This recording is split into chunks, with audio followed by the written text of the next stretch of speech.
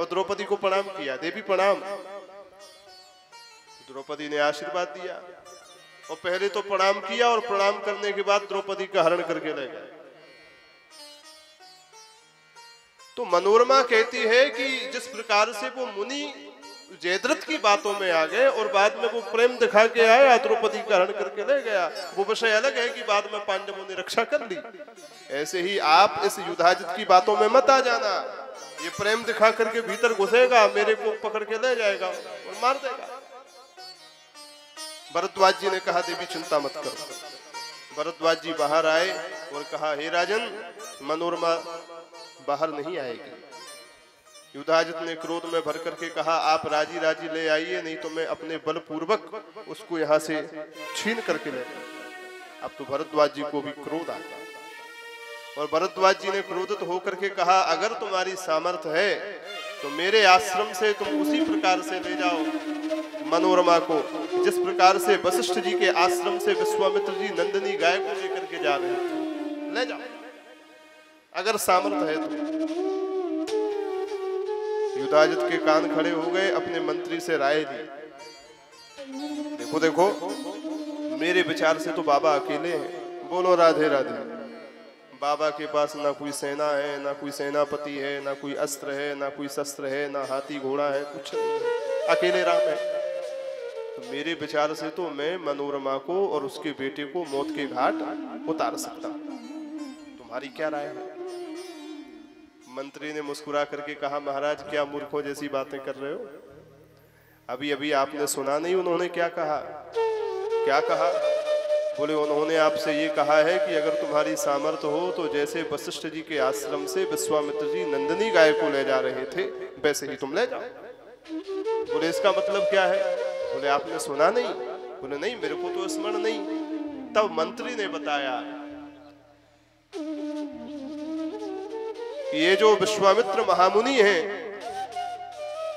विश्वामित्र महामुनि ज्ञानी बसहि विपिन शुभ आश्रम जानी। ये जो महामुनि विश्वामित्र हैं ये पूर्व समय में क्षत्रिय राजा थे। महामुनि तो बाद में बने, बहुत बलिष्ठ क्षत्रिय राजा थे। एक बार अपनी चतुरंगणी सेना के साथ में महामुनि भरद्वाज के ही आश्रम श्री वशिष्ठ जी के आश्रम से निकल रहे थे। तो वशिष्ठ जी के आश्रम में जब पहुंचे तो वशिष्ठ जी ने देखा कि हमारे आश्रम में राजा आए हैं, राजा सम्मान के योग्य होते हैं, इसलिए वशिष्ठ जी ने उनके पास नंदिनी गाय थी। ये नंदिनी गाय कामधेनु की बिटिया है माताओं।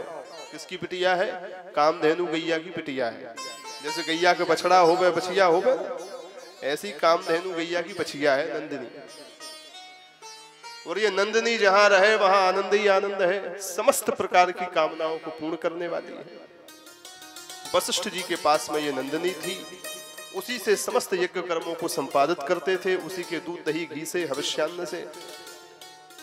जब चतुरंगणी सेना लेकर के विश्वामित्र जी राजा के रूप में जब वहां पहुंचे तो वशिष्ठ जी से नंदिनी ने कहा कि महाराज मेरे लिए कोई सेवा।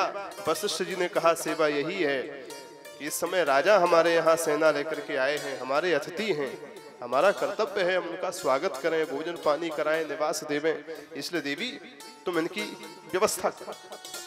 ऐसी प्रार्थना की ही वशिष्ठ जी ने कि नंदिनी के अंदर से महाराज लाखों दास दासियां प्रकट हो गए, लाखों महल प्रकट हो गए, लाखों हाथी घोड़ा प्रकट हो गए, सुंदर सुंदर बगीचे बन गए, सुंदर सुंदर महल प्रासाद बन गए, बड़े बड़े सेवक प्रचारकाएं सेवा करने के लिए तत्पर हो गए। और पूरी कचौड़ी पकौड़ी मगोड़ी रसगुल्ला रसमलाई लड्डू जलेबी कलाकंद मिर्ची बर्फी रबड़ी बड़े बड़े थालों में भक्ष्य भोज्य लेह्य चोष्य चर्ब आदि समस्त प्रकार के पदार्थ प्रकट हो गए। जिसको जो पीना हो जो खाना हो सबकी सब व्यवस्था हो गई तुरंत। किसी के मन में कुछ भी खाने की इच्छा हो गए पीने की इच्छा हो गए तब तक सेवक लेके हाजिर। लो महाराज विश्वामित्र जी के तो कान खड़े हो गए, देख करके आंखें चकाचौंध खाए गए। राम राम राम राम, हम राजा हैं और राजा होने के बाद भी हमारे महल में इस प्रकार की सुख सुविधाएं नहीं है, इस प्रकार के भोग इस प्रकार की सुख सुविधा पदार्थ हमारे यहाँ नहीं है। अरे हमारे यहाँ भी पहले कहना पड़ता है तब व्यवस्था होती है, यहाँ तो इच्छा करते ही वो पदार्थ हाजिर हो जा रहा है। आकर के ये बाबा के पास ऐसा है क्या? बोलो राधे राधे। बाबा के पास ऐसा कौन सा माल मटेरियल है भाई जो इतनी चतुरंगड़ी सेना की व्यवस्था 2 मिनट के अंदर, समय भी नहीं लगा। महाराज वशिष्ठ जी से विश्वामित्र जी ने पूछा, हे महामुनि, इतनी सुंदर व्यवस्था, ऐसा सुंदर स्वागत आपने कैसे कर दिया कुछ ही पल के अंदर? वशिष्ठ जी ने मुस्कुरा करके कहा, ये सब मेरा प्रताप नहीं, ये जो मेरी गाय नंदिनी है ये सब इसका प्रताप है। ये समस्त प्रकार की कामनाओं को पूरी करने वाली है राजन। इससे जो कुछ भी कहो ये तुरंत कर देती है। इसके अंदर अद्भुत शक्ति है। अब तो विश्वामित्र जी के मन में लोभ आ गया। मन में विचार किया, राजा के राज्य में जो भी उत्तम वस्तु होती है उस उत्तम वस्तु पर राजा का अधिकार होता है। हमारे राज्य में इतनी उत्तम गैया है तो फिर इस पर तो मुझ राजा का अधिकार होना चाहिए। ये बाबा के आश्रम में थोड़ी अच्छी लगेगी। सो कहा, हे महात्मन, या गैया के बदले में आपको 1000 चाहिए हो, 10,000 चाहिए हो, लाख गैया चाहिए हो, जितनी गाय चाहिए हो हमसे ले दो, पर ये गाय हमको दे दो। बोलो राधे राधे। वशिष्ठ जी ने कहा, एतदेव हि मे रत्नम, एतदेव हि मे धनम। अरे राजन, यही तो मेरा रत्न है और यही मेरा धन है, और अपने इस बहुमूल्य रत्न और बहुमूल्य धन को मैं तुमको कैसे दे दूं? इस नंदिनी गाय के द्वारा ही तो मेरे समस्त यज्ञ कर्म विधि विधान दैनिक कृत्य संपन्न होते हैं। ये तो मेरी प्राण है, इसलिए आप लाख क्या करोड़ गैया भी इसके बदले में दो, हम नहीं देने वाले। विश्वामित्र जी ने और लोभ दे दिया। महाराज, लाखों करोड़ों गैया ले लो, हजारों लाखों हाथी घोड़ा ले लो, वो जितनी मन चाहे उतनी सोने की मोहरें ले लो, जितना चाहिए हो उतना सब हमसे ले लो, पर ये गैया हमको दे दो। वशिष्ठ जी ने कहा, तुम दुनिया की संपत्ति हमको दे दो, पर ये गैया हम नहीं देने वाले। पहले तो वार्तालाप हुआ, वो वार्तालाप होते होते वही वार्तालाप कलह में बदल गया। विश्वामित्र जी ने कहा, हम राजा हैं, अगर आप राजी नहीं देंगे तो अब हमको अस्त्र शस्त्र का प्रयोग करके जबरदस्ती छीननी पड़ेगी, हम छीन ले जाएंगे। वशिष्ठ जी ने कहा, अगर आप बल के प्रयोग से इसको छीन करके ले जाना चाहते हैं तो आप प्रयास करके देख लीजिए। वशिष्ठ विश्वामित्र जी चतुरंगणी सेना लेकर के आए थे, तो सेना को आदेश दिया, छीन लो इस नंदिनी को। सैनिकों ने नंदिनी गाय को जैसे ही छीनना प्रारंभ किया तो नंदिनी रोने लगी, और रो करके एक बार तो सैनिकों से छूट करके अपने स्वामी वशिष्ठ जी के पास में दंडवत करते हुए बोली, महात्मन, मेरे से ऐसा कौन सा अपराध हो गया जो आज आपने मेरा परित्याग कर दिया, मुझको इन दुष्टों के साथ में भेज रहे? वशिष्ठ जी ने कहा, देवी, मैंने तुम्हारा परित्याग नहीं किया है, ये जो ले जाने वाले हैं मैंने तो और उनका स्वागत सत्कार ही किया है, मेहमान नवाजी करी है, पर ये जबरदस्ती बलपूर्वक उनको मेरे से छीन करके ले जा रहे हैं। नंदिनी ने कहा, अगर ऐसी बात है तो आप आज्ञा करिए, इनको मजा मैं चखा दूंगी। वशिष्ठ जी ने कहा, पूरी आज्ञा है। और इतना कहते ही नंदिनी के अंदर से महाराज विश्वामित्र जी की जितनी चतुरंगड़ी सेना थी वैसी ही चतुरंगड़ी सेना उस गैया के अंदर से प्रकट हो गई। बड़े बड़े कवच, बड़े बड़े ढाल, तलवार, धनुष बाणों को लेकर के बड़े बड़े हाथी, बड़े बड़े घोड़ा, बड़े बड़े रथ सब प्रकट हो गए। महाराज अक्षौहिणी सेना प्रकट हो गई, युद्ध प्रारंभ हो गया, और नंदिनी गाय के द्वारा प्रकट सेना ने विश्वामित्र जी की संपूर्ण सेना को समाप्त कर दिया। बोल गैया मैया की जय हो। यहाँ तो नंदिनी गाय के सैनिक विश्वामित्र जी के सेना से निपट रहे थे, इधर विश्वामित्र जी वशिष्ठ जी से लड़ने के लिए आ गए। बाबा, अब आपकी और हमारी हो जाए। वशिष्ठ जी ने कहा, आ जाओ। वशिष्ठ जी कोई धनुष बाण तो धारण करते नहीं थे, उनके पास में तो दंड कमंडल है, महात्मा। विश्वामित्र जी धनुष बाण लेकर के आए गए। अस्त्र शस्त्रों का प्रयोग करना जब प्रारंभ किया तो वशिष्ठ जी तो अपना दंड लेकर के खड़े हो गए, जिसको कहते हैं ब्रह्म दंड, ब्राह्मण का दंड। ब्रह्मदंड लेकर के श्री वशिष्ठ जी खड़े हो गए और कहा, राजन हो जाए, जितनी शक्ति हो प्रयास कर लो। बोलो संत भगवान की। अच्छा, हम सब की बड़ी सराहना जितनी की जाए उतनी कम है, और आप सबकी जितनी सराहना की जाए उतनी कम है। एक संत जहां विराजते हैं वहां संतों को बुलाना नहीं पड़ता, सारे संत बिना बुलाए आ जाते हैं। एक बालकदास महाराज जी के यहाँ आसन जमाने से उनके निवेदन पर देखो कितने दूर दूर से, कोई अमरकंटक से आ रहा है, कोई चित्रकूट से आ रहा है, कोई अयोध्या से आ रहा है, कोई नर्मदा जी के किनारे से आ रहा है, न जाने कहाँ कहाँ से कैसी कैसी मूर्ति, कैसे कैसे संत सब यहाँ आसन विराजे हैं। और संत जहाँ विराज जाए वहाँ भगवान और भगवती की कृपा सहज ही हो जाती है। इसलिए एक बार अपने सौभाग्य के लिए तालियां बजा लीजिए। आप जाइए यज्ञ नारायण भगवान की परिक्रमा लगाइए, वहां देखिए कैसे कैसे आसन जमे हैं संतों के। ये संत बड़े दयालु होते हैं महाराज, संतों की कृपा बड़ी अद्भुत है। श्री अच्छा, एक बात आपसे और कह दें, फिर हम अपने प्रसंग पर आएंगे, चर्चा छड़ी है तो। जीवन में कुछ ऐसा करना, खूब पैसा कमाओ, रुपया कमाओ, प्रतिष्ठा कमाओ, बाल बच्चे देखो, घर परिवार देखो, सब करो, पर सारे कामों के साथ में इतना जरूर कर लेना कि किसी संत की सेवा करके उसको इतना प्रसन्न कर लेना कि किसी दिन वो तुमसे ये कहे कि तुम हमारे हो। बोलो राधे राधे। वो तुमसे क्या कहे कि तुम हमारे हो, बस इतना उसके मुंह से निकलवा ले। अगर किसी दिन किसी संत ने आपके मुख से, अपने मुख से ये कह दिया कि तुम हमारे हो, और तुम जैसे भी हो, जितने भी हो, तुमको कुछ करने की आवश्यकता नहीं, उस संत के इतना कहने भर से ही ठाकुर जी तुमको अपना मान लेंगे और तुम्हारा बेड़ा पार हो जाएगा।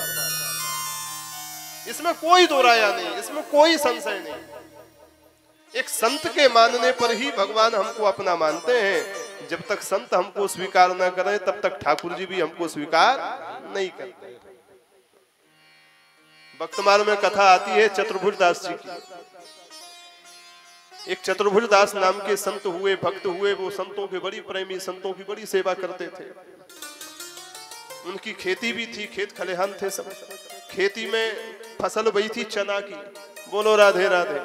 काय की फसल थी? चना की। एक बार कछु साधु संतन की मंडली वहां से निकली। वो चना एक ऐसी फसल है कि देखते ही चबाने का मन होता है, देखते ही मन करता है दो चार मुंह में डालो। चना है, मटर है, कितने लोग तो मटर के खेत में घुस घुस के तोड़ तोड़ के खाते हैं। बोलो राधे राधे। ऐसे ही वो साधु संत भी जाए रहे, बढ़िया पके भाई चना देखे तो संतन के मन में आई कि चलो दो चार चना चबाए ले। चबाने लगे घुस करके। संतों के लिए तो सकल भूमि गोपाल की, उनके लिए थोड़ी है कि 20 बीघा बाकी है, 20 बीघा बाकी है, यहाँ में घुसनो यहाँ में ना घुसनो। उनके लिए तो सारी की सारी भूमि गोपाल की है और गोपाल हमारे हैं, सो चाहे ना मस्ती करो। खावे लग गए। चतुर्भुज दास जी ने जो है एक रखवाला भी रख रखा था खेत पर। रखवाले ने कहा ये संत मंडली कहाँ से घुस गई भाई, ये सबरे चना चबा जाएंगे तो फिर मालिक हमसे लड़ेंगे। तो रखवाले ने दौड़ करके चतुर्भुज दास जी को खबर करते हुए कहा महाराज गजब हो गया। क्या हुआ? बोले आपके खेत में चने चबाए जा रहे हैं। बोले कौन चबा रहा है? बोले कछु संतन की मंडली है। चतुर्भुज दास जी ने जैसे ही संतों का नाम सुना तो कान खड़े हो गए। अरे संत चना चबा रहे हैं? बोले हाँ। तो फिर? बोले क्या करें महाराज, आपने रखवाली के लिए हमको रख रखा है, तो तुमने रखवाली नहीं करी? बोले करी। तो फिर क्या हुआ? बोले हमने जैसे ही कहा कि खेत को खाली करके चले जाओ तो वो हमसे पूछने लगे ये किसका खेत है। तो बोले तुमने क्या कहा? बोले हमने कहा कि ये चतुर्भुज दास जी का खेत है। बोले जैसे ही फिर?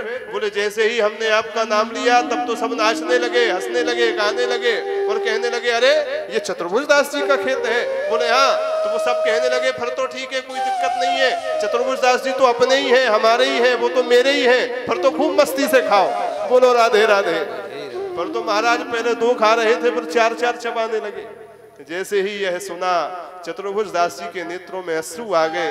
आज संतों ने हमको अपना मान लिया, इससे बड़ा सौभाग्य हमारा क्या हो सकता है।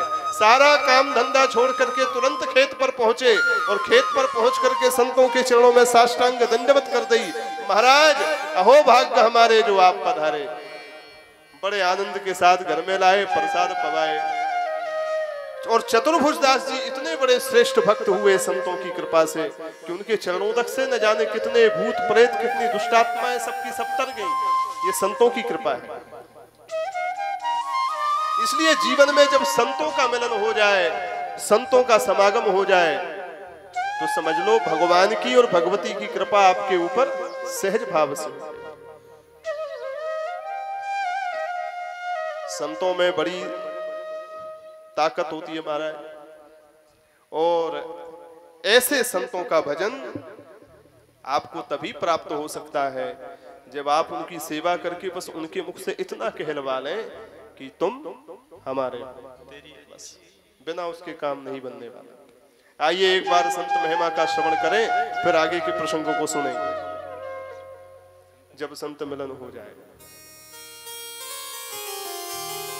संतों का मिलना हो जाए तो समझ लो आज संत नहीं मिले, संत की कृपा से अब भगवंत मिलने वाले हैं।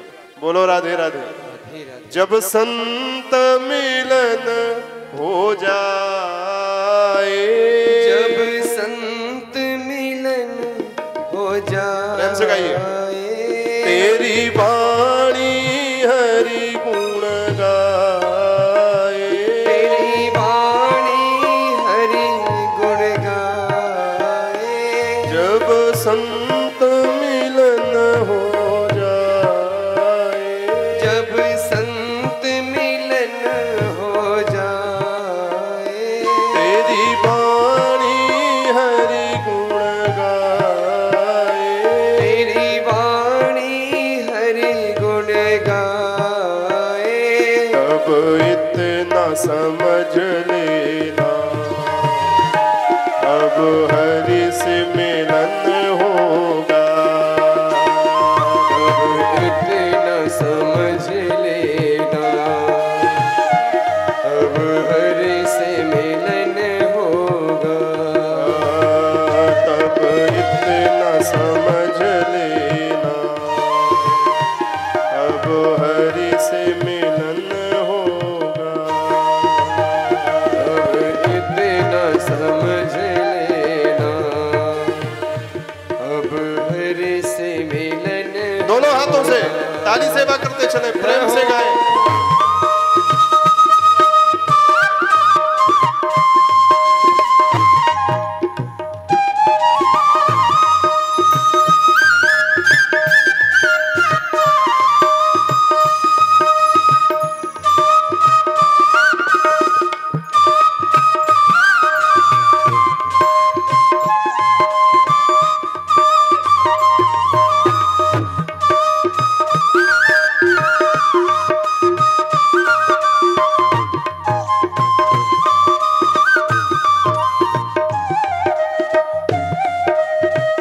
प्रेम से गाइए।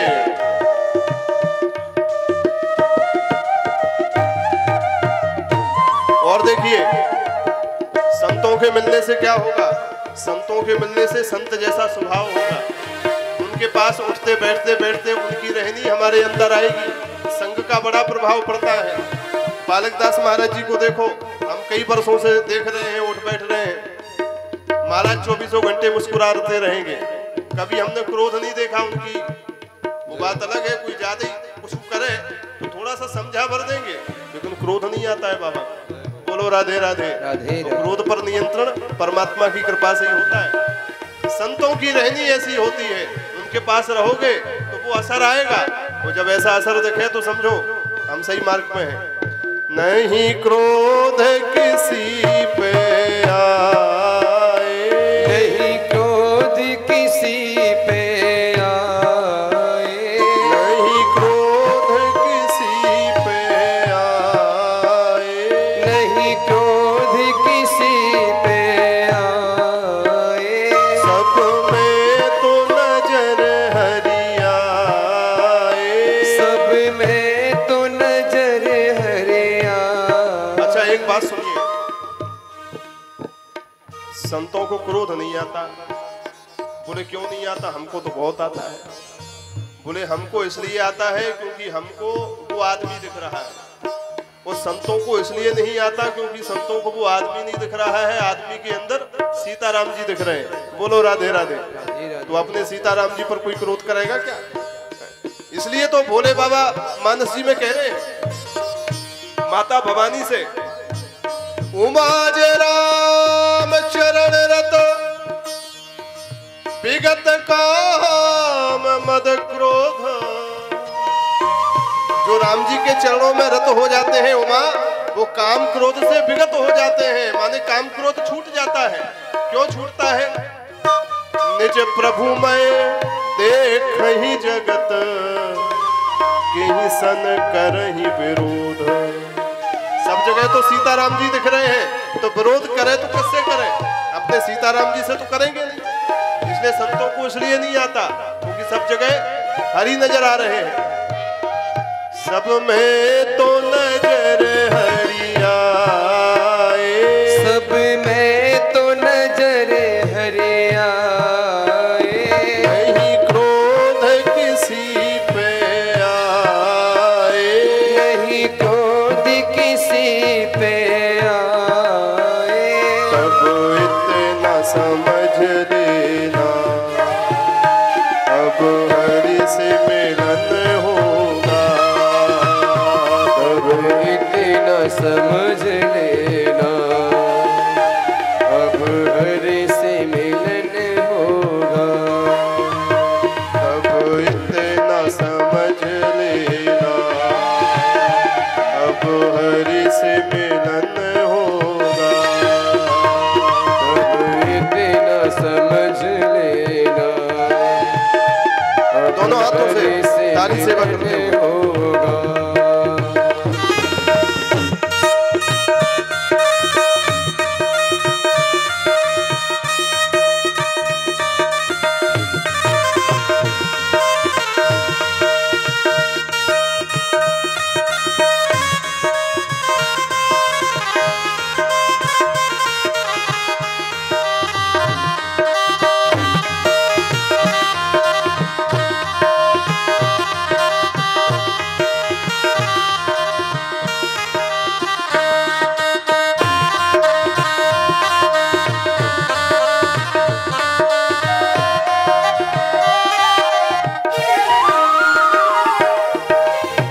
विचार करो, किसी प्रेमी संत के पास में अगर समागम हो जाए, उठना बैठना हो जाए, तो क्या होगा? जो उन संत की रहनी है वही हो जाएगी। जो संत हमेशा भगवान के विरह में प्रेम में रोते थे, वही असर तुम्हारे अंदर भी आ जाए। बोले रोते तो अभी भी थे, पर धन के लिए रोते थे,